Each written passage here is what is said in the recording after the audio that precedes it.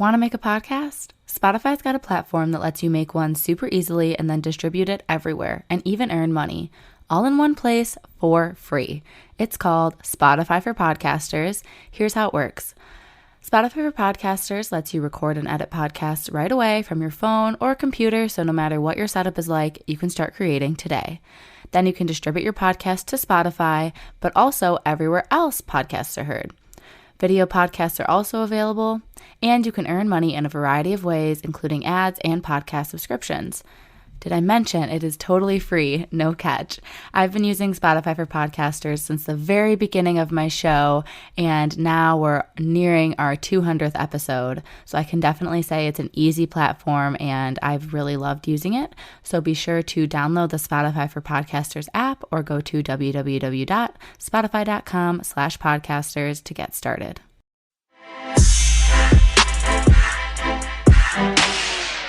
All right. Hi, everyone. So today we're joined with another guest. We have Dr. Chad Wagner here. So I'll let him introduce himself a little bit. Hello, everybody. My name is Dr. Chad Wagner. I am a current captain in the United States Air Force and completed the HPSP program for the year of 2020. And I just got out to my first duty station and kind of in a holding pattern until my oral maxillofacial surgery residency starts in the summer of 2021. Nice. So how did you decide on OMFS? That's a great question. And I know that's something a lot of people struggle with. And personally, for me, I really didn't even know I wanted to go to dental school or undergrad for that reason. I ended up working for a dentist during a gap year before dental school. And he was gracious enough to let me go out and shadow the specialists he referred to. And I remember enjoying my time with each and every one of them. But there was kind of a significant instance with the oral maxillofacial surgeon where he was doing a very routine set of thirds under sedation, and watching him place the IV and explain to me the different medications he was using to sedate the patient, and then watching the effects that those medications had, and kind of appreciating his understanding of medicine and how those medications were affecting the patient and how they were improving his care for that patient. It was kind of a surreal experience. And I was like, I want to do what that guy's doing. And then I got into dental school and I still wasn't sure. So I asked some mentors, and they said, as far as OMFS goes, what really sets it apart is what you do in the OR. So I went up to my oral surgery department and I asked the program director if I could scrub into the OR one day, and not really knowing how big of a deal that was. And he was extremely cool and gracious, and he brought me in for an orthognathic case, which ended up being a triple jaw. So pretty big, exciting case. And I remember just sitting there and I'm like, yeah, this is what I got to do. This is too cool to do anything else for me. So it was pretty early on that I realized that I was extremely interested in it. I tried to keep an open mind, but once I had kind of my head in that path, it was just soldiering towards it. Nice. And where did you say you did your dental school at? I went to the University of Minnesota. Okay, nice. How was your experience there? I had a great time at the University of Minnesota. It's a very strong program. I felt my academic education was top notch. I felt like I learned a lot, and they balanced the whole didactic portion with the hands-on portion. So I felt like I got a very good didactic education. We really focused on what we needed to know for dentistry and didn't learn too much excess that wasn't going to be applicable down the road. And they did a great job as far as our preclinical time and our preclinical skills in getting us ready for that clinic transition.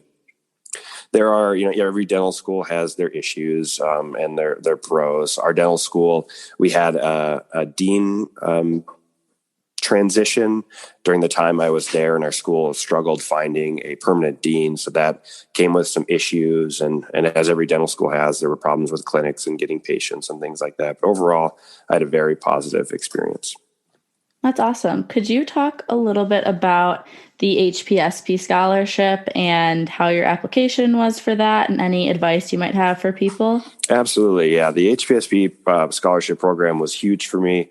I guess I am a first generation student from a low income family. So going to undergrad seemed out of the picture for me, and I ended up getting a scholarship.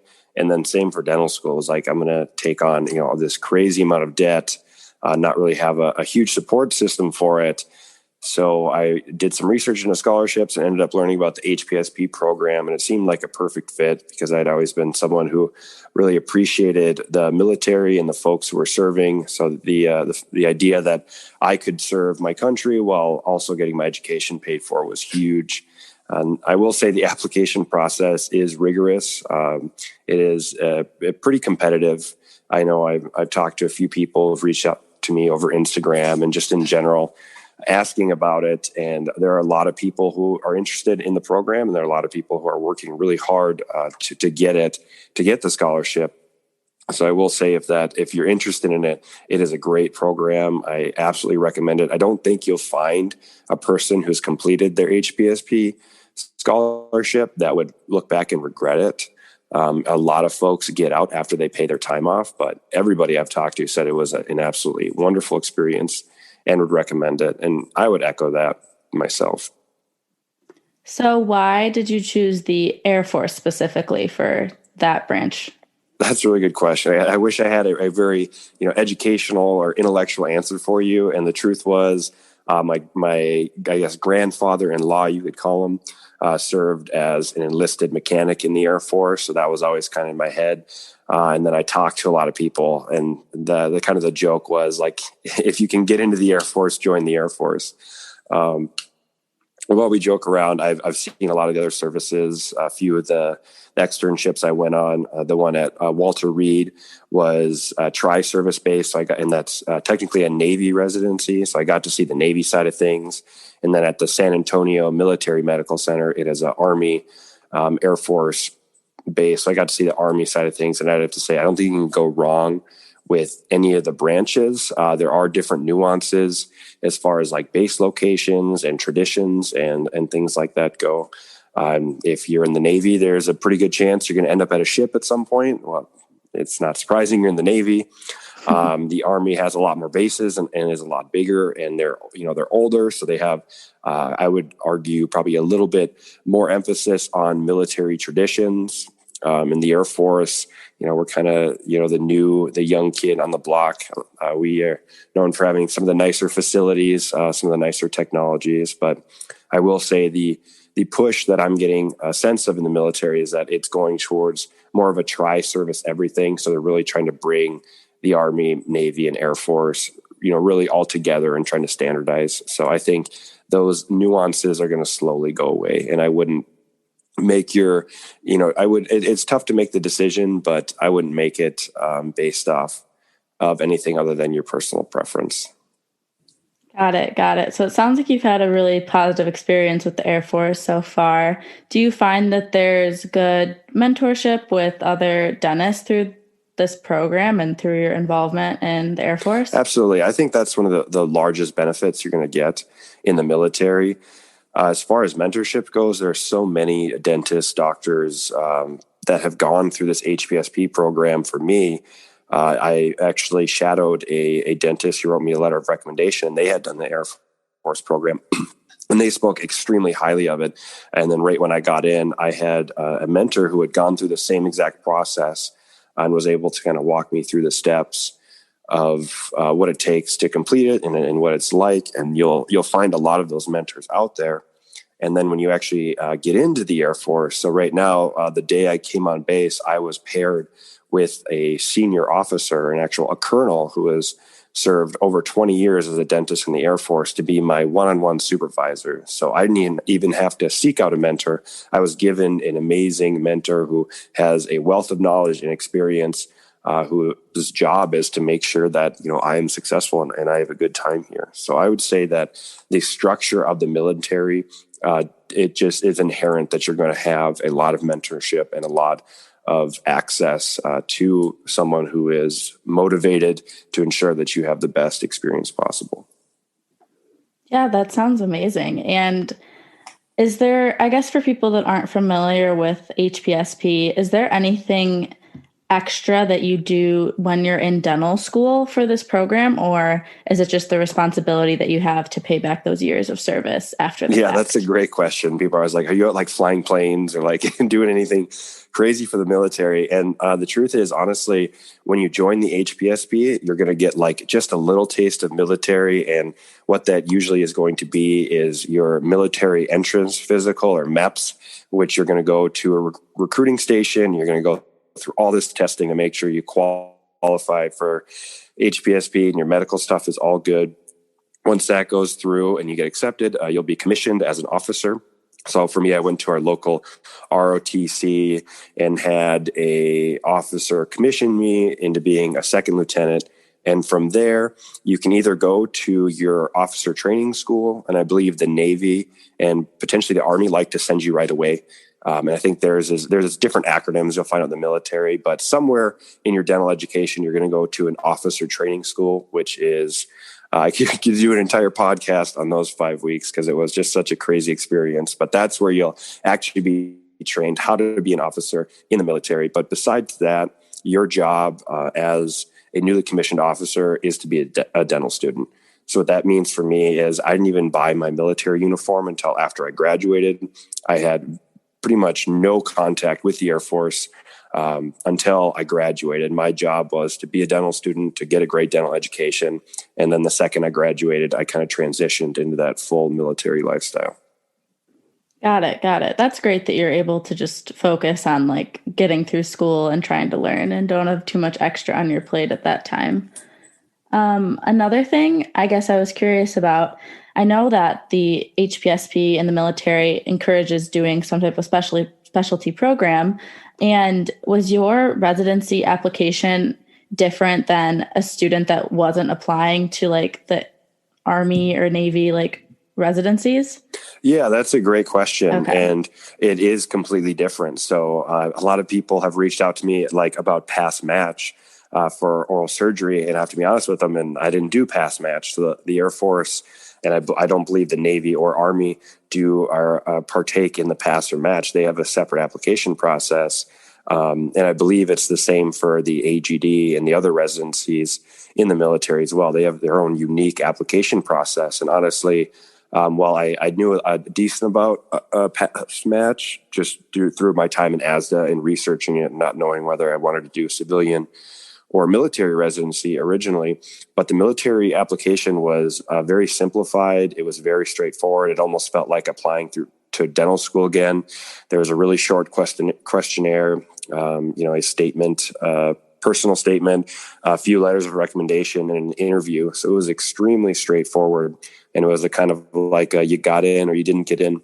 There wasn't this big match, ranking all these programs and figuring out, where you ranked and where they ranked you and kind of settling out where you wanted to end up.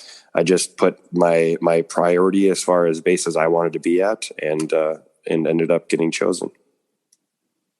That makes a lot of sense, especially if that's the track you're on, then it's a whole different application process. So did you fill out the application at the end of like your third year and then had everything happen during fourth year, or was the whole process during your fourth year?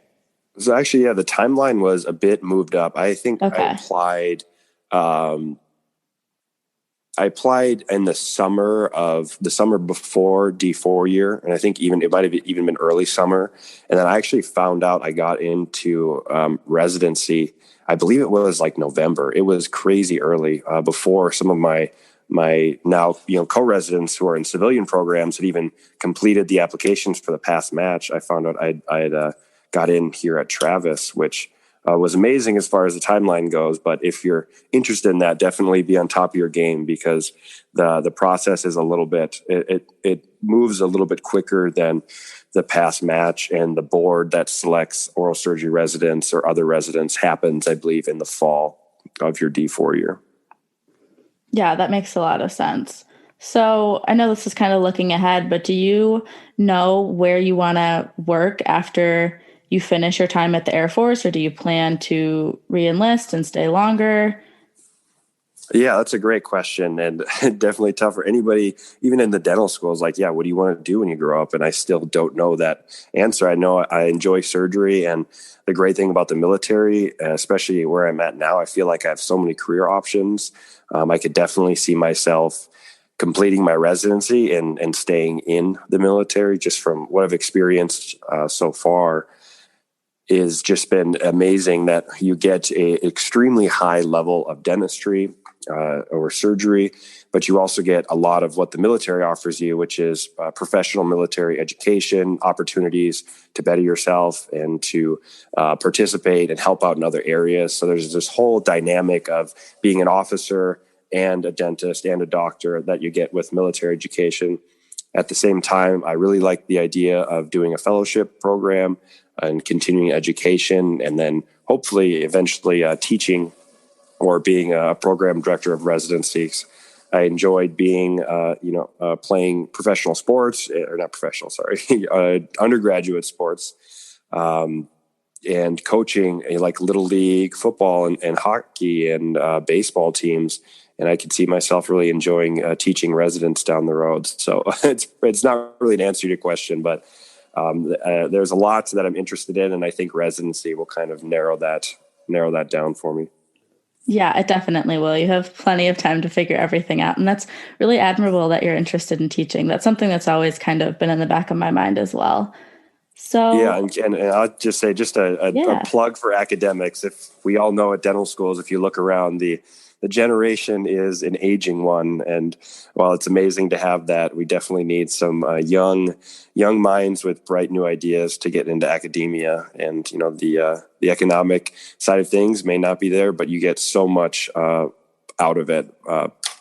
That you just can't get in a private practice or another setting. So shameless plug for academia. Mhm. I'm a big fan of it, and applaud anybody who's interested in pursues it.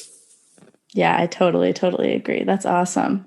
So, just a couple more questions about your residency and then we'll wrap up. So, I know you said you're kind of in a in between phase right now. What are you exactly doing like when you show up every day? Yeah, that's a really good question, especially for someone who's specifically interested in what I'm doing. It is a very unique thing to be kind of this dual profession. I almost consider it as we're told when we go to our officer training school is that we're an officer in the Air Force first, and then our job, our specialty, our task is to be a doctor, is to be a dentist. And you'll hear that in the military a lot. Is that an officer will be like, I'm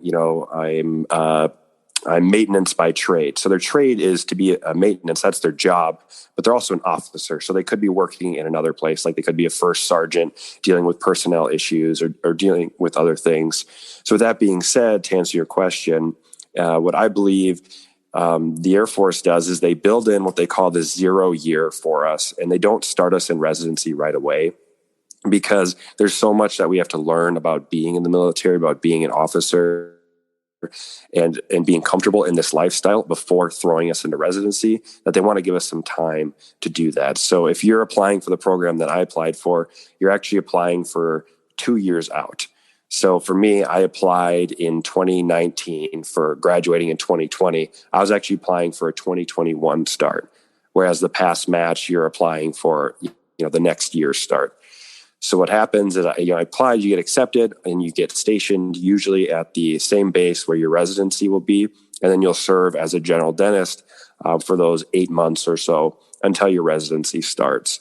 And at first, I was kind of bummed because, I was gung ho, I wanted to get in residency, but now it's December, and I'm still learning the nuances of being an officer. The military uses a completely different software for their patient base, and there's a lot of nuances and hoops to jump through for security clearances and different ways that to protect people, not only in the healthcare side but also on the military side. So you do have a little bit of you could say it's almost like a built-in gap year before you start your residency. That's nice. It's a good time to, I guess, kind of prepare and continue like learning and everything. So once you start next year in 2021, I know oral surgery, it's a long haul of learning because it is such complex procedures. Are you going to start off mostly like assisting and observing, or do you get right in getting all the hands-on practice? Yeah, that's one thing I was really excited about this residency specifically is that this is a 4-year program. However, it is a very intense program with very high numbers, and that's something that I can preach as far as the Air Force goes. We have a almost unlimited access to patients, and we have very few barriers as far as there's no insurance. Just about everything is covered, and there are a lot of people in the military that need care and that deserve care. So basically, we get up there next summer, and I think we do maybe a month of kind of shadowing and learning. But after that, it's extremely hands-on. There's a lot of, you might hear, the term cutting. There's a lot of cutting in this residency, and we pretty much go from day one until we leave. Nice. That's honestly, like, I'm sure ideal. So that's such a good opportunity for you. So I had one more question. I was just wondering how so far it's been balancing everything, like obviously professionally, but like your personal life and hobbies, everything. How have you been able to handle that? Yeah, that is like the $1,000,000 question. If you if you put me in touch with the person who can perfectly balance all that, I would love to talk to them, because it's honestly it's such a struggle on realizing that and understanding that, and then kind of forgiving yourself for shortcomings. I feel like I've been very good at balancing my professional life, but as far as like personal life things, friends, relationships, all struggle from this. If you put too many eggs in one basket, but you gotta give yourself a little bit of leeway and understand we're all humans, and at the end of the day, you do your best, and the outcomes that you get, you live with, and just make sure that you're happy with who you are and what you're doing, and that you're finding some sort of fulfillment or joy in your life. I will say the military has been very good about offering us enough time to balance, and I think that'll change a little bit in residency when I'm on call. But as far as just the HPSP program, and another benefit you get is we get 30 days of paid vacation off per year, and I can say that at least in the situation I am now, that's definitely been true. We've got a week off this month coming up for Christmas. That's all paid. We get all federal holidays off, and we get about 5 days of paid leave every 2 months. So as far as making time for yourself and to get away from work, it has been a very positive environment that the Air Force and I think the military provides for us. I'm happy to hear that. It sounds like you really have all positive things to say about your experiences so far. So that's amazing. Yeah, I mean, if you want me to say something negative, there's a lot of paperwork that goes with the military, and sometimes it takes forever. So there's definitely a lot of, if you hear the term hurry up and wait, I've definitely experienced that. It's taken me, months and months to get like financial documents figured out, and housing and things like that. So there's definitely some downsides, but if you can kind of just wade your way through that, I think it's overall a very positive place to be. Yeah, it definitely sounds like it. So do you have any closing thoughts for everyone listening? Any take-home messages? Yeah, as far as if you're interested in a military profession, I would say the people who are interested are usually the ones, you're interested for a reason, and kind of trust your gut on that. If it's something you thought about, pursue it more, because that's a situation I was in. I was like, oh, I kind of like the idea of serving in the military. I didn't know what it meant, but just that thought, just that feeling is, hey, I feel like I could fit in here. Trust that intuition, because for me it was like, I think I might like this. I don't know. And then I got here. I'm like, okay, yes, this is awesome. This reminded me of, playing sports as a kid, or just, when I watch, the Pledge of Allegiance and things like that, you get that feeling, and so you're like, yeah, that makes me feel good. It makes me feel proud for what I'm doing. Putting on this uniform every day, it can be annoying to some, and it's not scrubs, but it just brings me some sort of joy and some sort of fulfillment. On the flip side of that is, if you're looking at the scholarship saying, hey, look at, they're going to pay for my dental school. Look at all this money. I don't know if I really want to serve, but I'll do anything, to get my loans paid off. I'd say there are a lot of other ways to get your school paid for. and you're going to have a very probably not fun time if you're not actually interested in being in the military. So the big question I always ask people when they ask me is like, if you take dentistry out of the picture, if you take the money out of the picture, and you were given the opportunity to serve in some capacity, would you do it? Would you be interested? And as they say, yeah, I would do it. And then absolutely, the HPSP is for you. But if you're only interested in this program for the money and for the payoff and for the benefits, I'm not going to tell you not to do it, but I'm going to tell you may not have the most positive experience, because there's definitely, a side of being in the military that comes with this. Yeah, that makes a lot of sense. And that's a good way for people to kind of take a step back and reflect if this is right for them. So thank you so much for everything today. I assume the best way if people have more questions for you would be to reach out to your Instagram page? Yeah, my Instagram unfortunately gets flooded with a lot of garbage. I really try to read through the messages, but I'm honestly not great with social media. So I don't know, maybe I can give you my phone number or my personal email. I suppose people listening to this podcast would all be professional or dental students. So I can give you my email over this, and that would be the best way. I'm very on top of my email, and I love mentoring. I had some amazing mentors, and I wouldn't be where I'm at today without them. So I really enjoy talking to people. I never feel burdened about questions. I really want to help you guys be successful. Just at very least to pay it forward for all the people that helped me. So I'd say email, and I can give you that to give out. Okay, yeah, that'd be perfect. I can have them message me if they want to get in touch with you, and then I can pass along your email. Perfect. All right. Well, thank you so much. Yeah, absolutely. Thank you guys for having me. I wish you the best of luck in dental school, especially during these COVID times. I'm extremely impressed at all the current dental students coming in. I mean, dental school is hard enough, and now you guys are dealing with a 100-year pandemic. So kudos to you. Be proud of yourself. Give yourself some slack as you go through it. Make time for yourself. Don't be robots, and enjoy this wonderful profession that is dentistry.